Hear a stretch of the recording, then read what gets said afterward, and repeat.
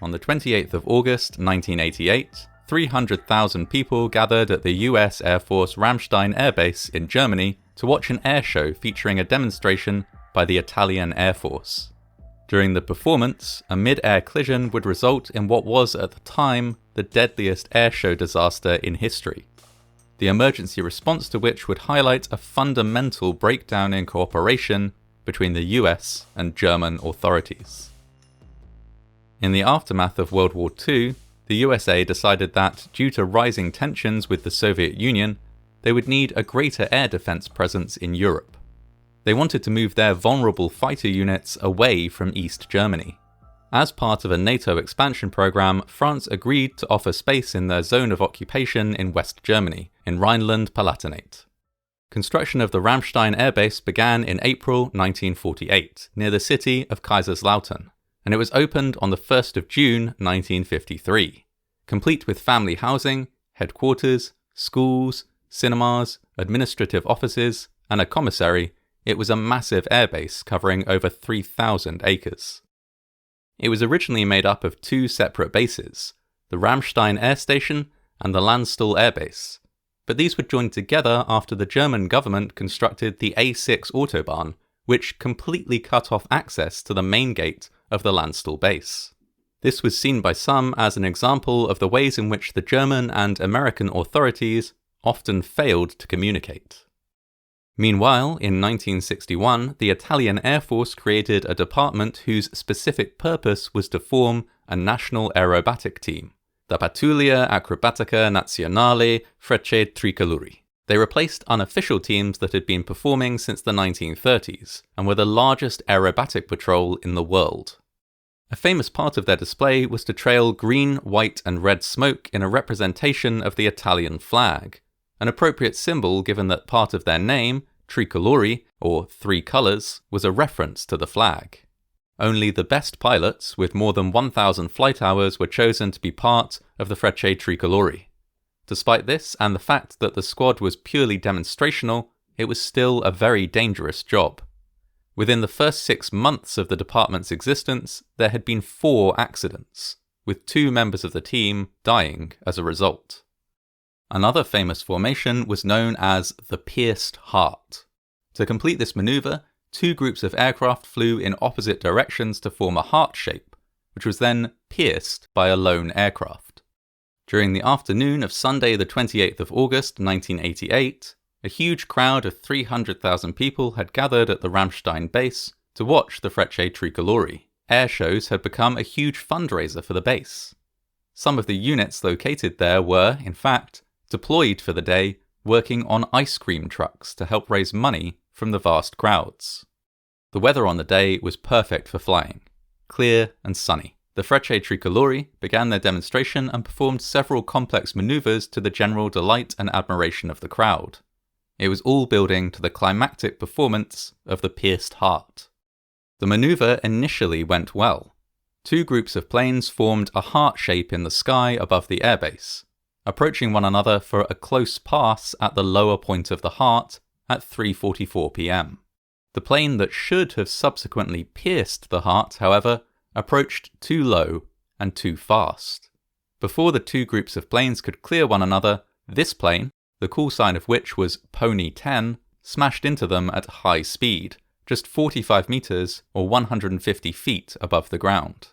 3 aircraft were involved in the collision. Pony 10 crashed into the runway below, exploding into a violent fireball and showering the watching spectators with burning fuel and debris. The largest parts of the plane came to rest against a refrigerated ice cream trailer.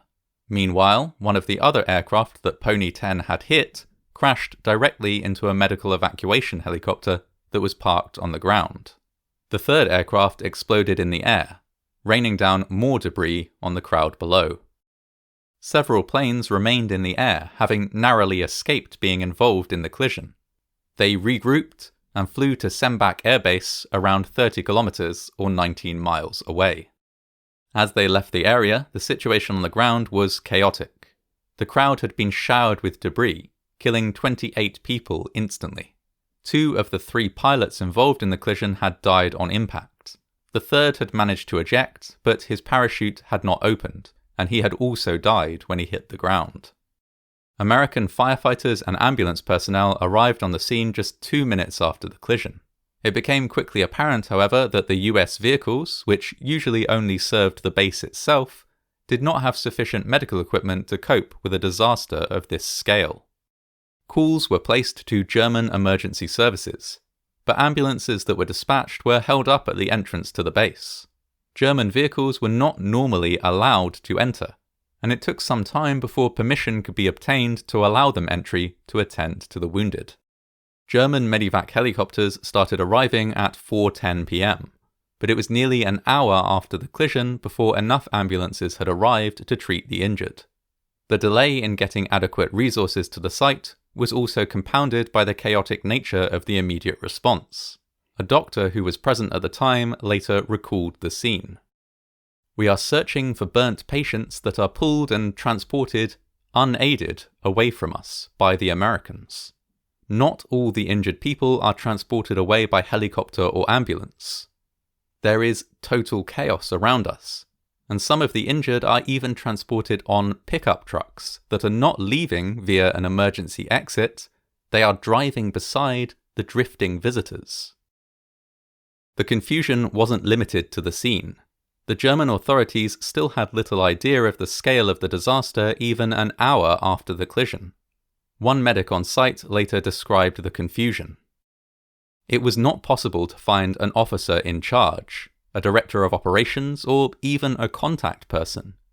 Asking several action forces, paramedics, police officers, nobody could name a director of operations.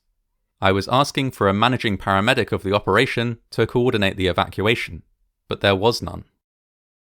Many patients were rushed off the base by American personnel, who used wooden planks rather than waiting for stretchers, and carried patients in trucks or other vehicles rather than waiting for ambulances. While this allowed casualties to be transported more quickly, it also meant that they could not receive treatment during transport. And, worse still, American drivers who were unfamiliar with the area risked taking a circuitous route or transporting patients with severe injuries to the wrong hospital. Equally, hospitals which had been given little information about the disaster were unable to prepare for the influx of severely injured patients. A German paramedic later reported the conditions they found at one nearby medical centre.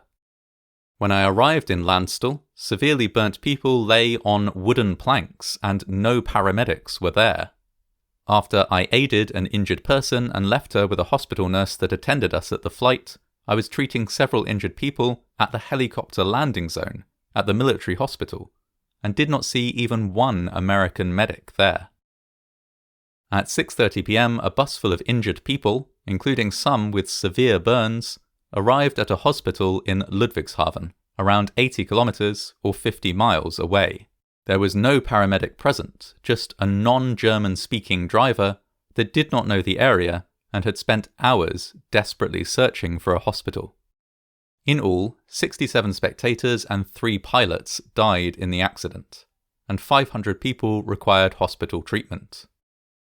In the aftermath of the disaster, questions were asked both about the initial cause of the accident and the response to it. Why had Pony 10 come in so low and so fast for the final part of the pierced heart maneuver? While some theorized that it could have been due to a technical error or even sabotage, there was no evidence to support this. The most likely cause of the accident, it was concluded, was pilot error. The response from the US military and the German civil authorities was criticized.